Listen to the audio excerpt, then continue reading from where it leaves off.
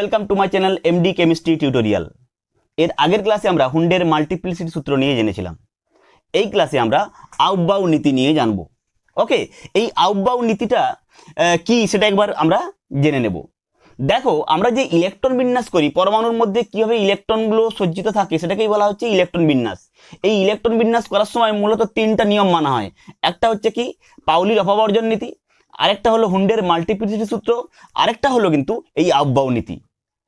এই aufbau নীতি হচ্ছে এদের মধ্যে সবথেকে গুরুত্বপূর্ণ। এই aufbau কিন্তু একটা জার্মান শব্দ। এই জার্মান শব্দটির অর্থ হলো কিন্তু একটা একটা করে গড়ে তোলা।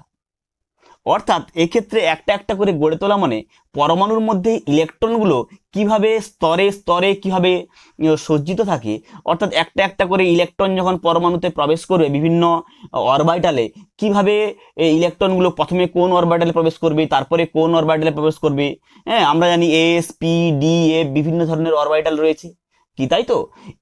এই যে ইলেকট্রনগুলো পরপর কোন কোন অরবিটালে প্রবেশ করবে এবং অরবিটালের আন্ডারে কিভাবে সাব অরবিটালে প্রবেশ করবে, ওকে, তারই কিন্তু সেই সম্বন্ধেই বলা হয়েছে এই aufbau নীতিতে। তাহলে এই aufbau নীতিটা কি সেটা একবার জেনে নিই আমরা। দেখো, বলা হয়েছে ইলেকট্রনগুলি প্রথমে নিম্ন শক্তি সম্পন্ন উপকক্ষে প্রবেশ করে এবং ক্রমান্বয়ে উচ্চ শক্তি সম্পন্ন উপকক্ষে প্রবেশ করে। তাহলে কি বললাম, আমরা যখন ছাদে উঠি তখন তো একবারে কি লাফ মেরে ছাদে উঠে যাই? কখনোই নয়। প্রথমে কিন্তু ধাপে ধাপে সিঁড়ি দিয়ে যেরকম উঠি সেরকম কিন্তু এই ইলেকট্রনগুলো ধাপে ধাপে তার অরবিটালগুলোতে প্রবেশ করে। কি বুঝতে পারলে তো? তার মানে কি, প্রথমে ইলেকট্রনগুলো নিম্ন শক্তি সম্পন্ন অরবিটালে প্রবেশ করবে, এরপরে ইলেকট্রনগুলো আস্তে আস্তে নিম্ন শক্তি সম্পন্ন অরবিটালগুলো পূর্ণ হয়ে গেলে তারপরে কিন্তু উচ্চ শক্তি সম্পন্ন অরবিটালে প্রবেশ করবে। এটাই বলা হয়েছে aufbau নীতিতে। তাহলে আমরা কি করে বুঝবো যে কোনটা নিম্ন শক্তি সম্পন্ন অরবিটাল এবং কোনটা উচ্চ শক্তি সম্পন্ন অরবিটাল, সেটা একবার আমরা দেখে নেব, কি তাই তো? দেখো, এর জন্য একটা কিন্তু ছোট্ট ডায়াগ্রাম আমাদের মনে রাখতে হবে, খুবই সহজ, একটু দেখে নাও। 1s, খুবই সহজ, তোমরা এটা এঁকে নিতে পারো। 2s, 3s, 4s,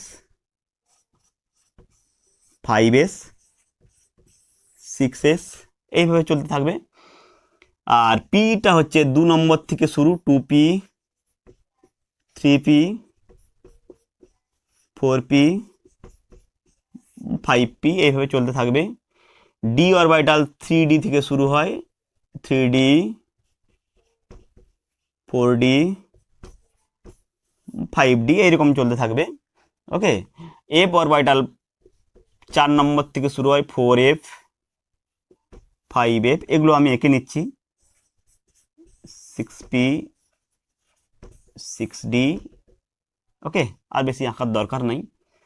এবারে দেখো, এরকম কিছু ডায়াগোনাল রেখা আমরা একটু এঁকে নেব, কণাকণি কিছু রেখা এঁকে নেব এরকমভাবে সোজাসুজি। দেখো, প্রথমে ইলেকট্রন এই ডায়াগোনাল রেখা বরাবর তীর চিহ্নগুলো এরকমভাবে আমরা দিয়ে দেব, এইভাবে।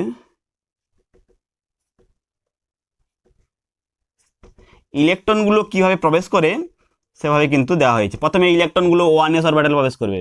প্রথমে তাহলে কি বললাম, 1s এ যদি ইলেকট্রন পূর্ণ হয়ে যায় তারপরে 2s এ পূর্ণ হবে, এরপর 2s পূর্ণ হয়ে গেলে তারপরে কি হবে, 2p, তারপরে 3s, এগেন 3s যখন পূর্ণ হয়ে যাবে তারপরে আবার 3p, 3p থেকে আবার 3p যখন পূর্ণ হয়ে যাবে 4s, এইভাবে ইলেকট্রনগুলো পরপর 3d, এরপরে 4p, এইভাবে চলতে থাকবে। ঠিক আছে, এভাবে আমি আর বাকিটা আঁকছি না।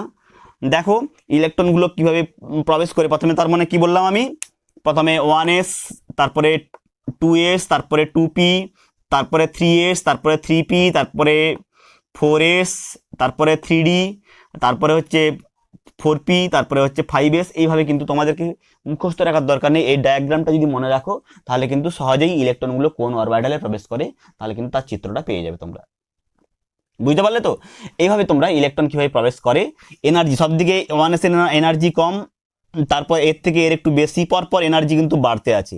মানে যত প্রথমে সবদিকে কম শক্তি সম্পন্ন অরবিটালে ইলেকট্রনটা প্রবেশ করবে, তারপর এটা ভর্তি হয়ে গেলে আবার এইটা ভর্তি হয়ে গেলে আবার এইটা, পরপর পরপর এইভাবে কিন্তু ইলেকট্রনগুলো প্রবেশ করে। তার মানে আমরা অর্ডারটা এখানে পেলাম, আমি এখানে ছোট্ট করে লিখছি অর্ডারটা।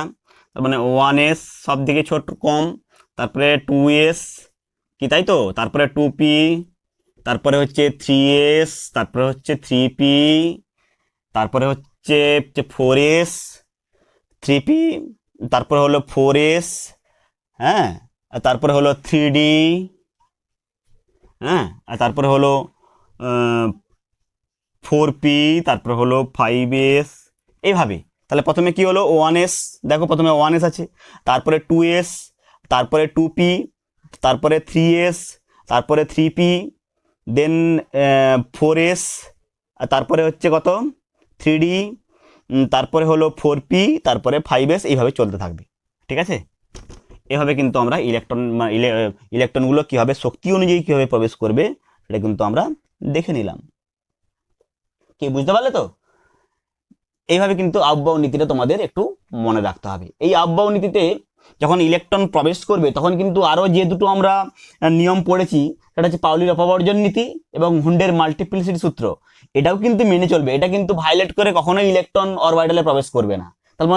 তার মানে এই aufbau যে নীতিটা, এর মধ্যেও কিন্তু তোমাকে কোন দুটো সূত্রকে মানতে হবে, একটা হচ্ছে হুন্ডের মাল্টিপ্লিসিটি সূত্র, আর একটা হচ্ছে পাউলির অপবর্জন নীতি। অর্থাৎ যখন কিন্তু ইলেকট্রনগুলো এই অরবিটালে কমার শক্তি অনুসারে প্রবেশ করবে তখন কিন্তু আরও দুটো যে নিয়ম আমি বলেছি সেই দুটো নিয়মও কিন্তু মানবে। ওকে, মানে হচ্ছে পাউলির অপবর্জন নীতি এবং হুন্ডের মাল্টিপ্লিসিটি সূত্র, এটাও কিন্তু মেনে চলবে।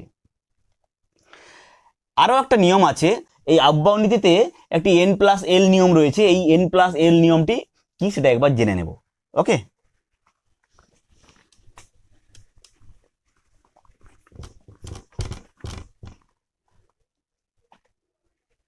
এই aufbau নীতিতে একটা n+l নিয়ম রয়েছে। এই n+l নিয়মটা আমরা একটু জেনে নিই। n+l নিয়ম, এই n+l নিয়মটা কেন আমাদের লাগছে সেটা একটু বলে দেবো আমি। দেখো, আমি একটু আগে বলেছিলাম কি ইলেকট্রনগুলো শক্তি অনুযায়ী কিন্তু প্রবেশ করে। তার মানে প্রথমে কম শক্তি, তারপরে বেশি শক্তি। তাহলে কম শক্তি বেশি শক্তি বোঝার একটা উপায় আমি সেখানে লিখে দিয়েছি, মানে ডায়াগ্রামটা বলে দিয়েছি। আরও একটা ওই কোন অরবিটালের শক্তি কম, কোন অরবিটালের শক্তি বেশি, সেটা কিন্তু বোঝার জন্য আরও একটা নিয়ম রয়েছে। সেই নিয়মটা কি n+l নিয়ম। এই n+l নিয়মের সাহায্যে কোন অরবিটালের শক্তি বেশি এবং কোন অরবিটালের শক্তি কম সেটা কিন্তু বোঝা যায়। এই n মানে হচ্ছে মুখ্য কোয়ান্টাম সংখ্যা, l মানে হচ্ছে গৌণ কোয়ান্টাম সংখ্যা। n আর l এর সঙ্গে অলরেডি আমাদের পরিচয় হয়ে গেছে, কি তাই তো? দেখো, কোন অরবিটালের শক্তি মানে ইলেকট্রন আগে প্রবেশ করবে সেটা কিন্তু আমরা n+l এর মান নির্ণয় করার পর আমরা বুঝতে পারি। ব্যাপারটা কি না, যে অরবিটালের ক্ষেত্রে n+l এর মান কম তার কিন্তু শক্তি কম, আর যে অরবিটালের ক্ষেত্রে n+l এর মান বেশি তার কিন্তু শক্তির মান বেশি। কি ব্যাপারটা বোঝা গেছে তো? অতএব n+l এর মানটা কিন্তু আমাদের নির্ণয় করতে হবে, কি তাই তো? যেমন ধরো 3d আর 4s অরবিটাল, কি বললাম, 3d এবং 4s অরবিটাল, এদের মধ্যে কোন অরবিটালে ইলেকট্রন আগে প্রবেশ করবে, এইরকম একটা তোমাদের প্রশ্ন দিল। তখন তোমরা এই কোন নিয়মের সাহায্যে ব্যাখ্যা করবে, সেটা কিন্তু n+l নিয়মের সাহায্যে ব্যাখ্যা করবে। কি ব্যাপারটা বোঝা গেল তো? তাহলে 3dর ক্ষেত্রে এই যে আগের দিকে সংখ্যাগুলো, এগুলো কি বলেছিলাম আমি, এই আগের দিকে যে সংখ্যাগুলো থাকে এগুলো কিন্তু n এর মান। অতএব 3dর ক্ষেত্রে n এর মান কত, n এর মান কিন্তু n = কত 3। এখানে l এর মান কত, d অরবিটালের জন্য আমরা জানি কি d অরবিটালের জন্য l এর মান হচ্ছে 2, কি তাই তো? s এর জন্য 0, p এর জন্য 1, d এর জন্য 2, f এর জন্য 3 l এর মান। তার মানে এখানে l এর মান মানে এখানে n এর মান কত, এই 4s এর জন্য 4, আর l এর মান কত এখানে s অরবিটালের জন্য 0। অতএব এখানে n+l সমান কত হবে 5, আর এখানে n+l = 4s এর জন্য কত হবে 3 + 2 মানে 5। অতএব কোন ক্ষেত্রে l এর মান কম, দেখো 4s এর ক্ষেত্রে কিন্তু l এর মান কম। তাই যে ক্ষেত্রে আমি কি বলেছি n+l রুলটা কি, যে ক্ষেত্রে n+l এর মান কম সেই ক্ষেত্রে কিন্তু সেই অরবিটালের কিন্তু কি হবে, শক্তি কম। অতএব এখানে শক্তি কার বেশি, 3d অরবিটালের শক্তি বেশি। এই কারণে 4s অরবিটালে ইলেকট্রনটি কিন্তু আগে প্রবেশ করবে। এটাই হচ্ছে n+l রুল। কিন্তু এরকম যদি কোনো কেস এসে যায় n+l এর মান দুটো অরবিটালের ক্ষেত্রে সেম, তখন আমরা কিভাবে জাজ করব কার শক্তি কম? ঠিক আছে, এমনও একটা তোমাদের উদাহরণ দেব আমি, যে ক্ষেত্রে n প্লাস এল এর মান সমান, কিন্তু সেক্ষেত্রে কিন্তু কি হবে না, আমাদের জাজ করতে হবে কোন অরবিটালের শক্তিটা বেশি, কোন অরবিটালের শক্তিটা কম। সেক্ষেত্রে একটা নিয়ম রয়েছে, যদি n প্লাস এল এর মান সমান হয়ে যায় দুটো অরবিটালের ক্ষেত্রে, তখন যে ক্ষেত্রে n এর মান কম সেক্ষেত্রে কিন্তু শক্তি কম, অর্থাৎ সেক্ষেত্রে ইলেকট্রনটা আগে প্রবেশ করবে। কি ব্যাপারটা বোঝা গেছে তো? তার মানে কি, এটা একটা রুল বললাম আমি, আরো একটা রুল কি বললাম, n প্লাস এল এর মান যদি সমান হয়, কি বললাম, n প্লাস এল এর মান যদি সমান হয়, যে ক্ষেত্রে n এর মান কম হবে সেক্ষেত্রে কিন্তু সেই অরবিটালে কিন্তু শক্তিটা কম হবে, অর্থাৎ সেক্ষেত্রে ইলেকট্রনটা আগে প্রবেশ করবে। যেমন ধরো 3d এবং 4p এর ক্ষেত্রে, 3d এর ক্ষেত্রে n কত 3, এখানে n কত 4, এখানে এল এর মান কত, এখানে কিন্তু এল এর মান হচ্ছে 2, এখানে এল এর মান কত 1, তার মানে এখানে কিন্তু n প্লাস এল এর মান কত হচ্ছে 5, এখানে n প্লাস এল এর মান কত হচ্ছে 5। কি দেখতে পেলে, আমি এখনই উদাহরণ দিলাম কি 3dর ক্ষেত্রেও n প্লাস এল এর মান 5 এবং 4p এর ক্ষেত্রেও n প্লাস এল এর মান কত হচ্ছে 5 হচ্ছে। অতএব কোন অরবিটালে আগে ইলেকট্রন প্রবেশ করবে, যে ক্ষেত্রে n এর মান কম, তাহলে এখানে n এর মান 4, এখানে l এর মান 3, অতএব এই ক্ষেত্রে ইলেকট্রনটি আগে প্রবেশ করবে। কি ব্যাপারটা বোঝা গেল তো? এইভাবে কিন্তু যদি in case n plus L এর মান সমান হয়ে যায় তখন কিন্তু আমরা এইভাবে ব্যাখ্যা করব। হয়েছে? এইবার n প্লাস এল এর নিয়মের কিন্তু ব্যতিক্রম রয়েছে, ল্যান্থানাম এবং অ্যাক্টিনিয়ামের ক্ষেত্রে এই ব্যতিক্রমটা লক্ষ্য করা যায়।